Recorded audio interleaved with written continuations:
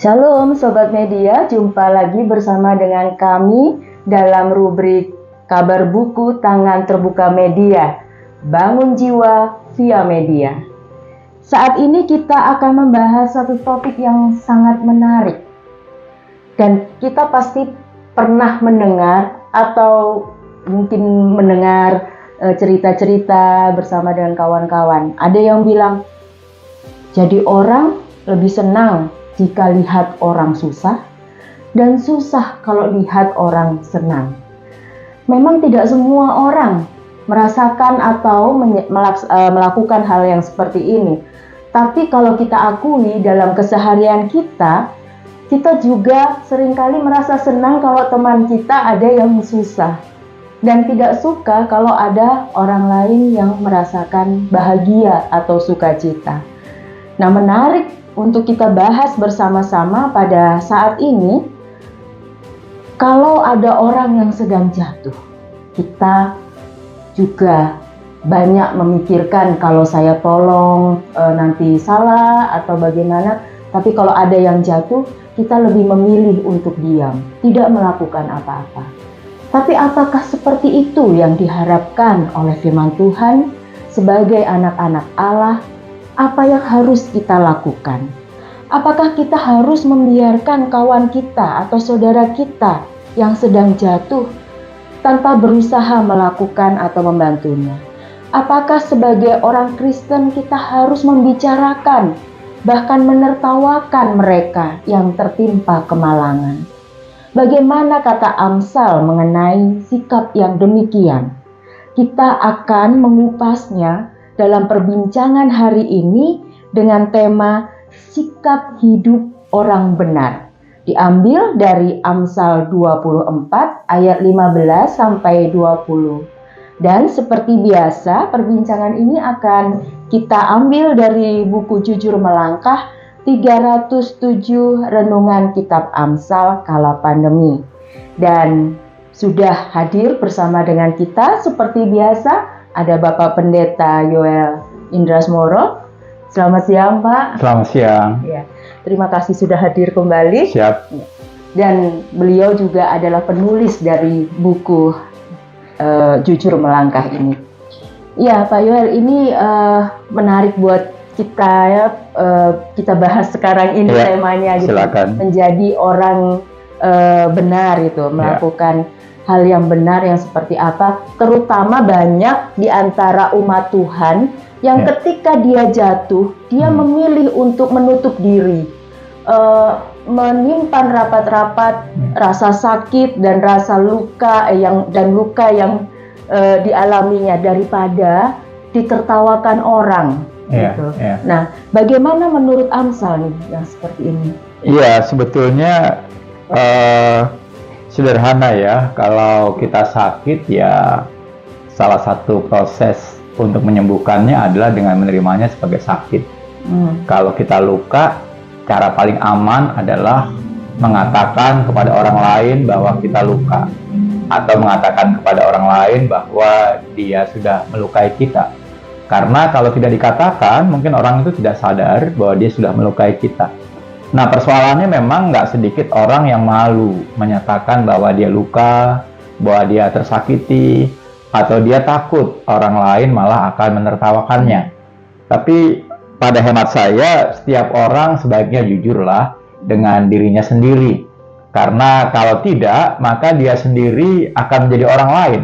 Dia sakit, dia merasa sehat. Dan orang sakit yang merasa sehat, pasti nggak sehat gitu ya, dan itu hanya akan merugikan diri sendiri. Itu berkait dengan kejujuran lah, dengan apa yang kita rasakan begitu ya. Nah, itu kan biasanya kalau misalnya kita melihat ada orang yang jatuh gitu kan, ada celetukan gitu, ada guyonan gitu. Ya, jatuhnya sakitnya sih nggak seberapa, tapi malunya gitu. Nah, itu kan justru membuat kita dan rekan-rekan semua yang menyaksikan di sini merasa ya daripada ditertawakan gitu. Padahal dia sedang sakit itu. Dan uniknya Tuhan Yesus masa hidupnya, ya kita baru selesai dengan Paskah ya. Di kisah di Taman Getsemani itu kan Tuhan Yesus nggak jaga image ya. Dia sedang khawatir, dia sedang galau, dia sedang takut begitu ya. Dan hebatnya Yesus orang Nazaret itu ngomong sama para muridnya, dia nggak jaga image. Dia bilang, hatiku sangat gentar, seperti mau mati rasanya. Dan menurut saya sikap keterbukaan ini bisa saja para murid akan menertawakan dia, meskipun dalam hati bisa. Tapi kalaupun para murid menertawakannya, kan yang salah bukan gurunya, yang salah adalah orang-orang yang menertawakannya, gitu kan. Tapi ketika Tuhan berkata hatiku sangat gentar, sebetulnya dia butuh dukungan, dan dia ingin mendukungan 3 orang yang sedang menemani saat itu. Dan menurut saya ini kejujuran yang luar biasa ya dari seorang guru hebat pada masa itu, mengaku terus terang, hatiku sangat gentar begitu ya. Dan memang ceritanya kan para murid akhirnya tertidur ya, tidak bersama-sama dengan dia untuk berdoa. Tapi itu tidak jadi masalah, karena ketika kita menyatakan keadaan kita, sebenarnya kita sedang belajar mengurangi juga sakit kita. Salah satu cara mengurangi rasa sakit adalah pahami rasa sakit sebagai sakit gitu. Ya. Dan ada pemahaman bahwa ya mungkin ini berkaitan dengan malu juga ya, mengatakan bahwa ya luka itu jatuh itu seperti aib gitu, yang orang lain tidak perlu tahu. Nah, dalam beberapa kasus nih Pak Yoel, misalnya dalam kekerasan dalam rumah tangga kah, atau sikap orang tua kepada anak, atau bullying gitu ya, teman kepada teman, itu kan seringkali yang merasa tertimpa kesusahan itu menyembunyikan gitu, karena dianggap aib gitu, yang begitu. Iya, memang banyak orang berpikir, merasa bahwa jatuh itu aib gitu ya. Tetapi kan jatuh adalah kesempatan untuk bangkit. Kalau kita nggak pernah jatuh, ya kita nggak akan mungkin bangkit gitu ya. Kalau Tuhan Yesus, kalau dia tidak mati, ya dia tidak akan bangkit. Dan ketika dia bangkit, dia membuktikan bahwa dia memang Allah gitu ya. Jadi kekalahan, kesalahan, hanya orang salah yang sadar dia salah yang bisa berbuat benar. Jadi kekalahan itu ya sebetulnya ya kesempatan bagi dia untuk memperbaiki kesalahannya. Kekalahan kesempatan bagi dia untuk terus mencoba dan akhirnya bisa menang. Sekali lagi, hanya orang jatuh yang bisa bangkit. Kalau kita nggak pernah merasakan jatuh, mungkin agak aneh juga ya, karena kan itu proses ya. Ketika kita jatuh, ketika kita menyadari bahwa kita lemah, akhirnya kita disadarkan juga, ternyata kita masih manusia gitu ya. Nah, kalau kita nggak merasakan hal itu ya sayang juga ya. Kenapa orang jadi khawatir untuk gagal, untuk kalah? Padahal sekali lagi, kalah itu adalah suatu keadaan yang baik juga untuk dipelajari gitu kan. Karena kalau kita menang terus, sekali kalah jangan-jangan kita langsung bunuh diri gitu kan. Jadi ya perlulah kita belajar kalah gitu ya. Tapi menerima kekalahan dengan baik itu akan menolong kita untuk menjadi lebih kuat ya di masa lampau ya. Saya mencatat kalimat yang menarik nih dari buku Jujur Melangkah ini Pak. Jadi jatuh itu bukan aib gitu ya. Jatuh bukan aib, tapi merupakan kesempatan untuk bangkit lagi. Dan yang paling akhir di kalimat ini adalah hanya orang jatuh yang bisa bangkit. Memang harus melalui itu dulu untuk bisa tahu bagaimana dia menjejakkan kembali kakinya. Dan kita sudah punya pengalaman sebetulnya bahwa kita kan semua dulu belajar berjalan ya, walaupun kita mungkin tidak menyadarinya. Ketika kanak-kanak kita belajar berjalan, dan tidak ada kanak-kanak yang lahir langsung berlari. Dan ketika berjalan, ya dia jatuh gitu kan, dia jatuh. Tetapi kanak-kanak itu nggak menyerah gitu ya. Ketika kanak-kanak itu menyerah, maka dia nggak akan belajar berjalan gitu kan, berangkang terus gitu kan. Dan sebetulnya ketika kita hanya bisa berangkang terus, ya kita kan kagak naik kelas gitu. Jadi sebetulnya setiap orang punya pengalaman jatuh.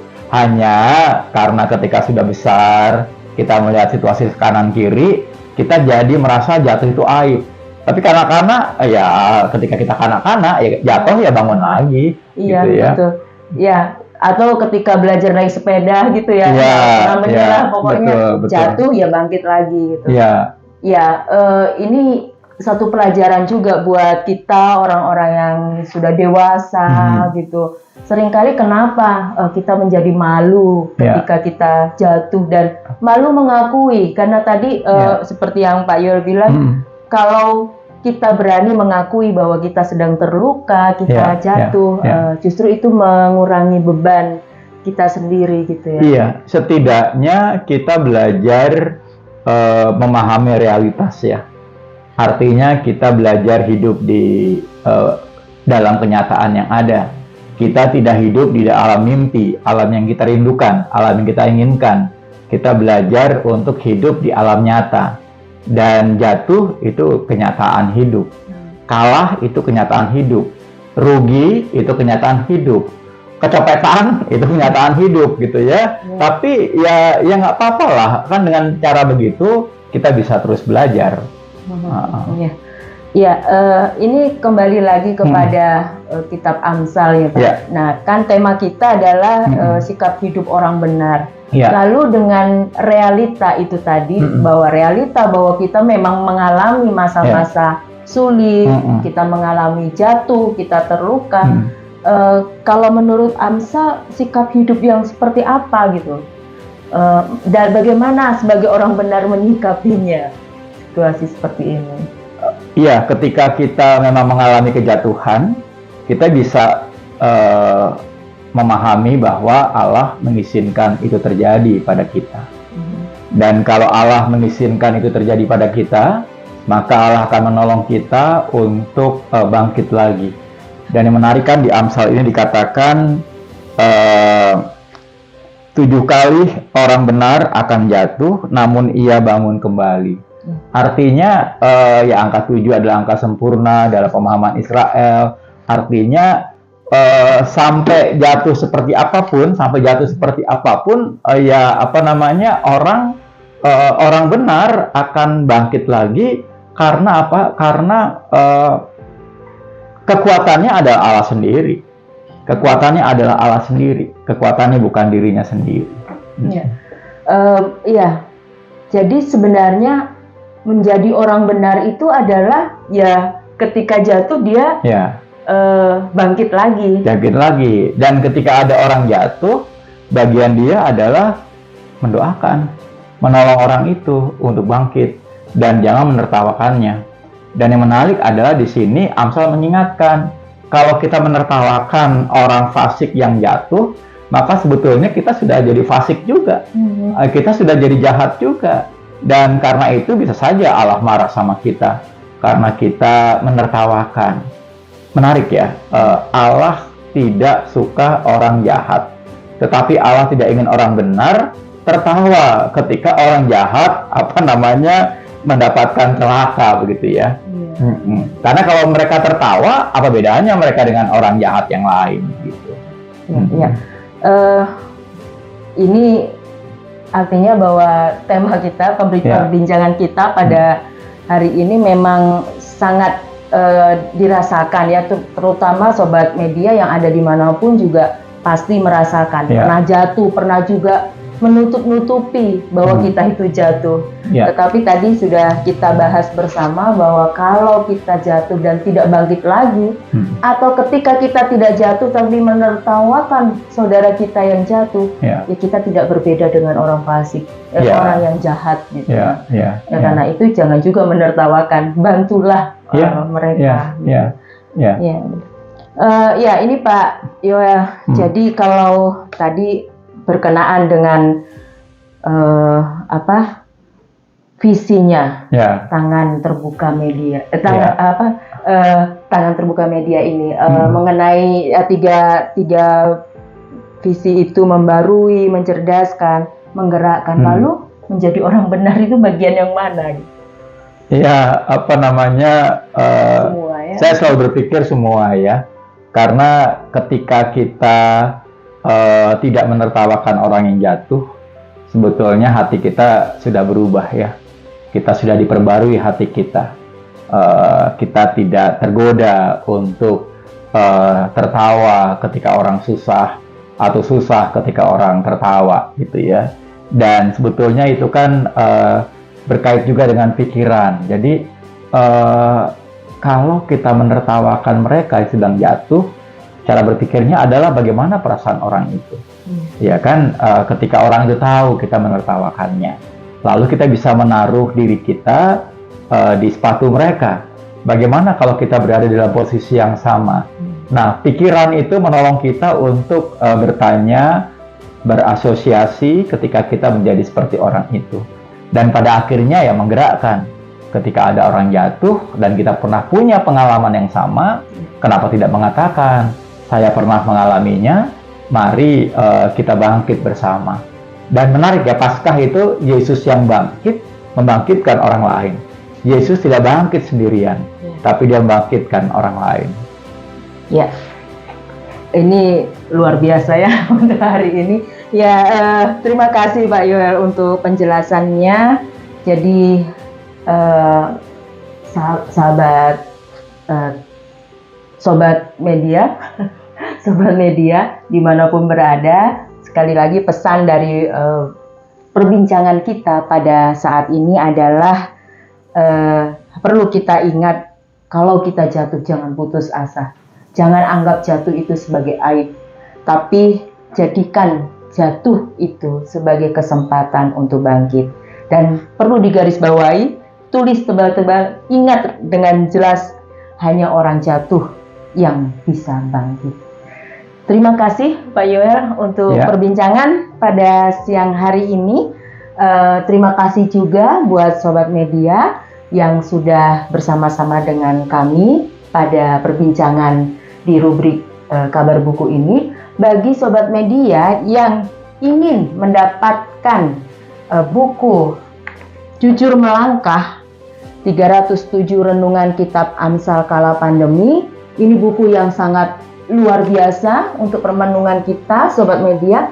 Sobat Media bisa mendapatkannya dengan menghubungi nomor WhatsApp Tangan Terbuka Media di 0821 2312 2049. Demikian perbincangan kita siang hari ini. Saya Sri Yuliana. Saya Yoel Indrasmoro. Terima kasih. Tuhan Yesus memberkati.